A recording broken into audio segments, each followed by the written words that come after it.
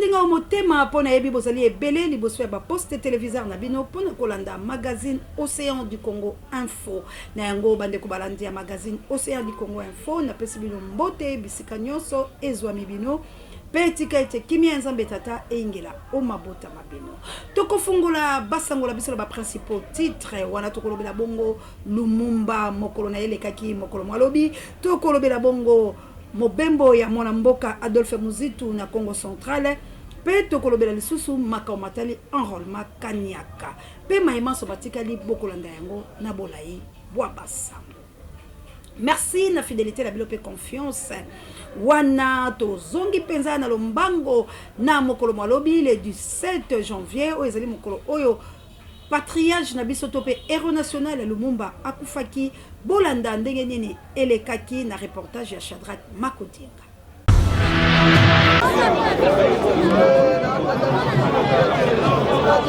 Chaque le 17 janvier ezalaka bongo nde jour oyo bakongolais nyonso bakanisaka héros national patriarche émérite Patrice Lumumba oyo ayebela bongo na kobundela mboka Congo pour le lomboka oyo ezala lolenge ezali boye. En tout cas boye bake caméra Océan du Congo ekitaki bongo na échangeur bisika oyo wapi bayebaki bongo na kokitisa nzoto na ye bino moko tala ndenge nini ba parti politique eyebanaki na koya awa pona commémoration Patrice Emery Lumumba. Boye bakenyo so wana ezalaki bongo na délégation ya gouvernement to ya ba chef de l'état et se présentaki awa netu le premier ministre Sama Lukonde bino moko botala tango akotaki epesaki vraiment kitoko. En tout cas babengaki epe akene kobeta mwa tour bisika o wapi nzoto na ye ezwami bino moko bozali komona ndenge bilili zali kolakisa bino. Après ezalaki bongo ne moko na moko balekaki pona kotika mwa ba jet de fleurs kaka ndenge ezalaka na suka nango population bazangaki maloba te pona jour oyo. Bien, nous sommes venus ici, c'est pas en vain, c'est parce que c'est pour la journée. D'abord, le 17, c'est une journée commémorative de notre héros national, Patrice Emery Lumumba. Je suis membre de l'AGECO, Avenue du Grand Congo, parti nationaliste. Du fait que nous sommes des nationalistes, Lumumba fut aussi un grand nationaliste. Sur ces, nous sommes venus rendre les hommages à sa mémoire. Parce que c'est un grand nationaliste, quelqu'un qui a lutté pour notre pays. Et bien voilà, si nous sommes aujourd'hui indépendants, un pays indépendant, c'est grâce à Lumumba. C'est un monsieur, il a fait beaucoup pour le pays. Il mérite les honneurs tels que vous avez vu. Merci Nabino wana penza tolongo la makambo ya patriarche héros national Lumumba oya bunda itumba po etelelo tozwa bonsomi na biso toko luka yango tango nyonso toki mambango penza na Congo Central wana mona mboka Adolphe Muzitu mokambi tope président ya parti cher Nouvel Élan azalaki bongo na Congo Central tozwa reportage.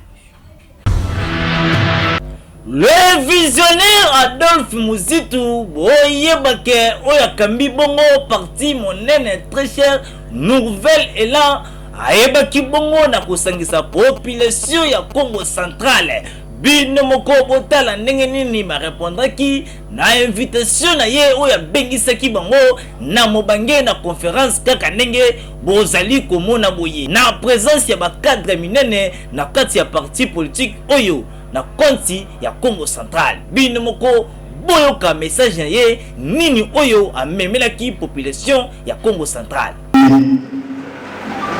Mutu ya liboso mais kokite faut kozala makanisi volonté ya koappliquer yango capacité pe ya koappliquer yango to kolakisa nzela obokolanga mpona bokoka kosalela makambo yango.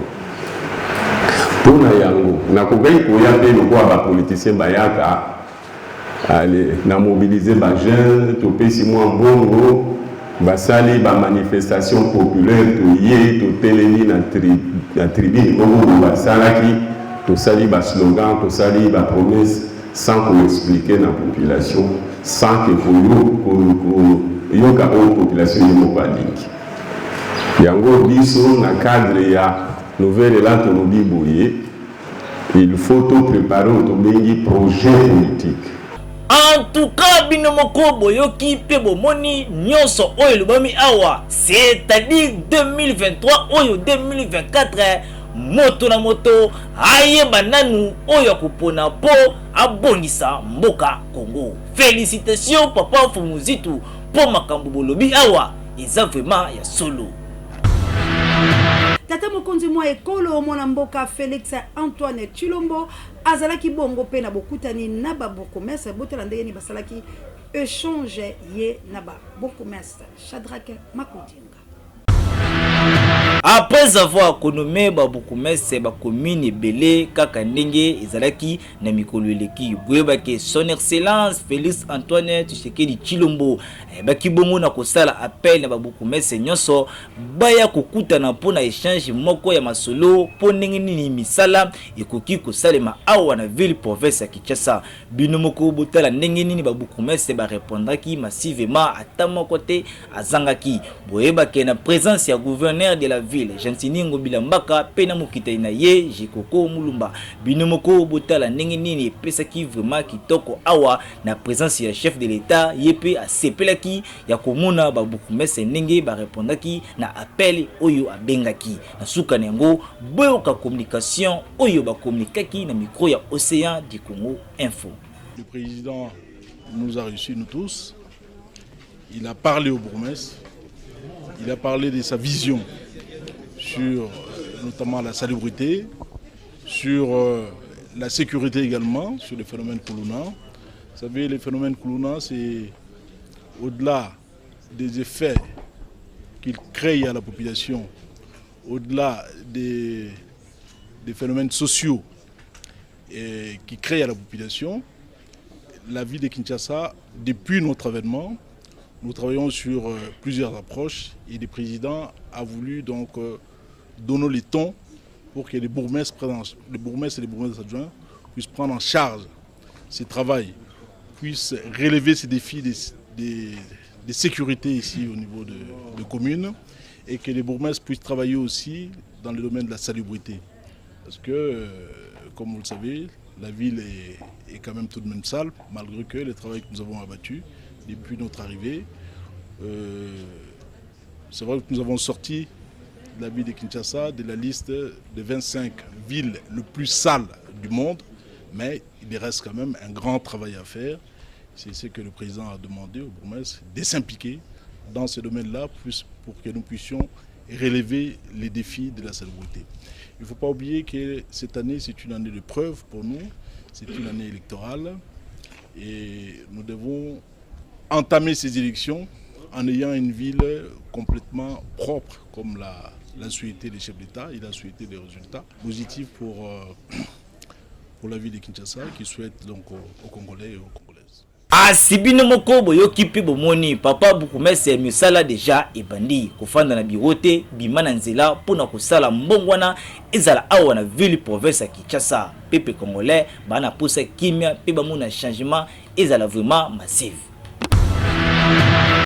Merci Bandeko Balandi wana toki mambango penza na matali enrôlement po ete yangonde ezali penza mama na likambo kasi na makambo matali enrôlement pasi pe ma na République démocratique du Congo pambate ezali pasi maima ko letala kati Bandeko langai to landa reportage Kabuya Lompiso.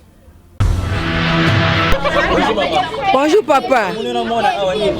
Papa nayaki à 5 heures. Awa sa relation aux carte. Bato koti si ba liste ba liko benga ba kombote. So amoni ke longa mutu ayeba na akoti se banda 5 heures nayaki. Kuto lo se anga sur le pe 5 na kozwa wapi. Ngana teka tina sala rate. Nayaki banda 5 heures awa passe to ba carte awa to ba carte. To nyokama. Papa Fachi boete. Pour ça c'est la boye place leki. Donc simbate. Merci. Ndaba po banda na yaki banda 5 heures. Donc on a zui carte. Donc banda na zoki jeton le 3e jour. Na yaki 5 heures na okota kaka te avant kota na kati mbongo. Donc ya on a ofunda bon papa. Mbongo avozwa carte. Carte wa l'état. Ba ko mosengela ngombo mbongo. avant kota mbongo so 3000 4000 eza te ozwa carte te yango fozala pe na relation sa relation mozwa eza te na bamama na bapapa na biso bana mikie topola na moya awa yana efunda bopa papa nga bakao na moi banda 5 heures libumu yango eza nzala ale to voter bino lobi biso to fandika abebo na moi bazo triquer aye abengi kingandi yaka akoti biso mama biso to fandika kabebo eza kitoko na ba age to komi nango yo biso to boti bino siko lifuti na biso eza wapi c'est bon maman na kanda tala age na ngai mais na telemi na moi bazolinga kokoza biso te bazokoza bana mikie me biso ba mama ya boye bazokoza biso te yango na toyebisi bazopona bilongi ya bato eza kitoko wana tosilisi bongo na mayematali enrôlement bino moko bomoni pesa 2000 okota ozwa carte bolekana bakambi ya seni pour kotala likambo oyo ezali kopesa pasi pe mawa po etela tango oyo bochaki population azali bobele kolela toki mambango na affaire kuluna bandekolanga affaire kuluna ezali kosala pasi pe mawa bino moko bolanda na commune ya Makala ndenge nini bato bakimi ndaku po batikela bakabu ba kuluna esika na reportage ya Moïse Ngombi Misape Electric.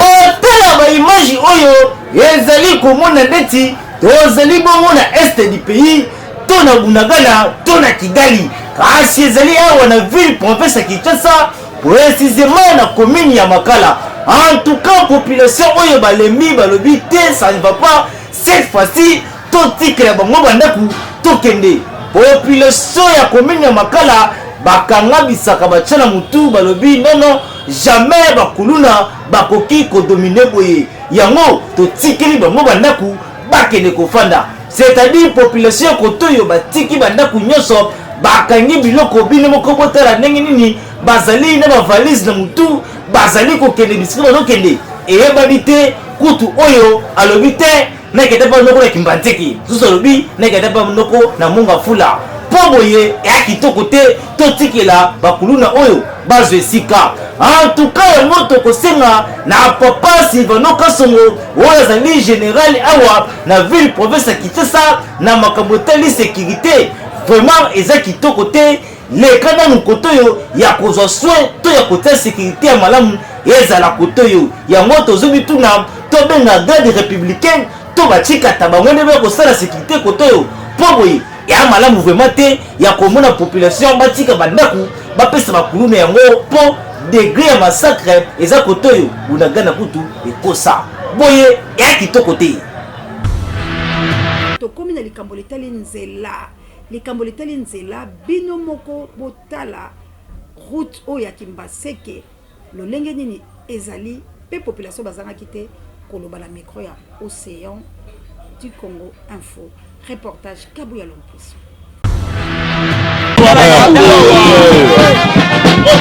Mbote twala makadam na principal ya Kimbaseke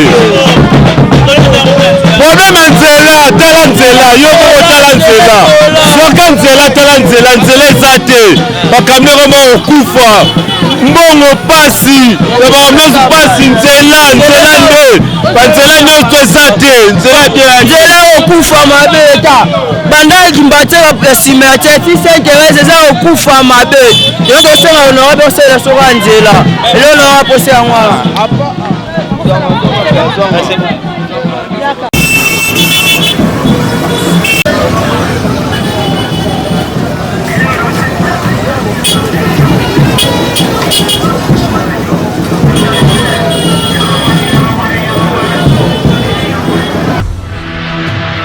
wana tolongola mayematali nzela tozonga bongo na enrôlement wana tokimi mbangu na Kikwit mwana mboka Gracias ya Nouvel Élan yepe akendaki bongo kosanrole kasi tala etuluku ya bato na mboka Kikwit reportage. Bana nyonso ya Kikwiti bazalaki bongo na esengo ya komona molobeli na bango Gracias Ngombe boyeba ke population o bozali komona boye ezali nde bandeko ya parti politique Nouvelle Élan oya mwana mboka Adolphe Muzitu bakiselaka ye fumumpa bino moko botala ndenge nini bayaki vraiment awa massivement ya koaccompagner moko na bango molobeli ya bana Kikwiti amonani yeyo inde kaka ndenge bozali komona boye population bazalaki na esengo ya kokende kotika ye azwa carte na ye en tant que citoyen bino moko botala ndenge nini elekanaki vraiment epesi esengo asali bongo devoir na ye en tant que congolais pona kokende kozwa carte na électeur na ye na kimia nyoso. En tout cas félicitations na bana Kikwiti po basepeli balobi vraiment molobeli na bango amonani a tour oyo bazali bongo motema ya kokita pio na motema po balobi 2023-2024 bakopona oyo kobongisela bango Kikwiti po bazali pe ba congolais jamais bakoki kozala négligé boyene ezalaka félicitation na bana Kikwiti po ba comprendre vision ndenge nini musala ebongi po esalema.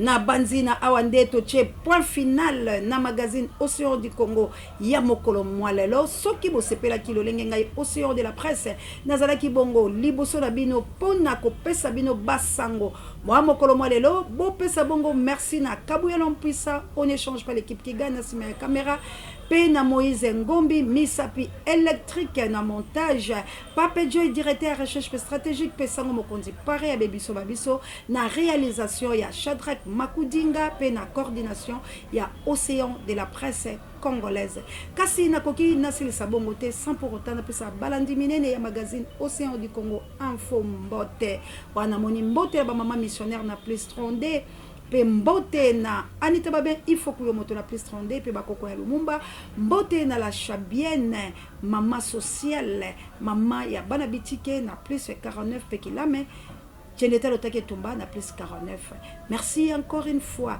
na papa Michael na France équipé pour la télé États-Unis d'Amérique manananga na kunyedo nanga na États-Unis d'Amérique pe yanga mokonzi mwana mère de Bruno na Autriche tika nzombe alola apambola bino pe bino nyonso bozolanda biso na commune ya Chango.